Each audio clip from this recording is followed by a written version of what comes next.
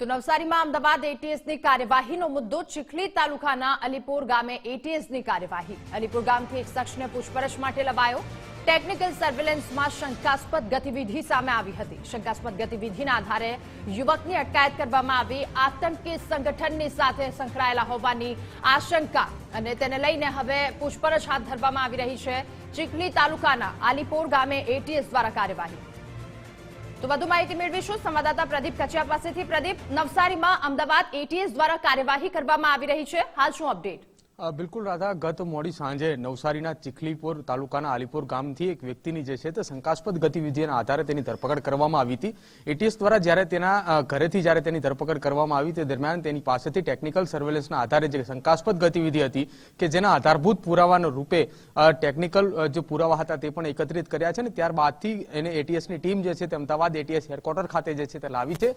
ગત મોડી સાંજથી જ્યારે તેની પૂછપરછ ચાલી રહી છે તેમાં અનેક ટેકનિકલ સર્વેલન્સના આધારે જે પુરાવા જે મળ્યા છે તેના આધારે તેની અટકાયત જે છે તે કરવામાં આવી હતી અટકાયતના આધારે હાલ તો તેની પૂછપરછ ચાલી રહી છે શંકાસ્પદ ગતિવિધિઓ અને સાથે સાથે આતંકી સંગઠન સાથે જોડાયેલા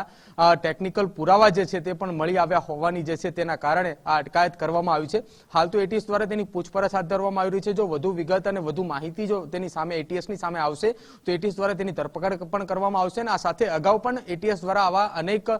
યુવકોની જે છે તે ટેકનિકલ સર્વેલન્સમાં જે શંકાસ્પદ ગતિવિધિઓના આધારે જે છે તેની ધરપકડ કરવામાં આવી હતી ક્યાંક તેમાં પુરાવા મળ્યા હોવાના કારણે તેમની પણ ધરપકડ થઈ હતી તે જ પ્રકારની ગતિવિધિઓ જે છે તે આ યુવકની જે છે તેમાં ઝડપાઈ હતી ને જેના કારણે તેની અટકાયત કરવામાં આવી છે જો આ યુવકની ગતિવિધિઓ જે છે તે આતંકી સંગઠન સાથે જોવા મળશે તો તેની ધરપકડ કરવામાં આવશે સાથે જે વ્યક્તિઓની સાથે સંપર્કમાં હશે તેની પણ પૂછપરછ જે છે તે પણ કરવામાં આવશે અને જો વધુ માહિતી મળશે તો અન્ય જગ્યાઓ ઉપર પણ એટીએસ દ્વારા દરોડા કરવામાં આવશે અને ત્યાં પણ જો કોઈ શંકાસ્પદ ગતિવિધિઓ જોવા મળશે તો ત્યાં પણ કોઈ વ્યક્તિઓની અથવા પુરાવા જે છે તે એકત્રિત કરવાની કામગીરી જે છે તે એટીએસ દ્વારા કરવામાં આવશે જી પ્રદીપ આભાર તમામ વિગતો બદલ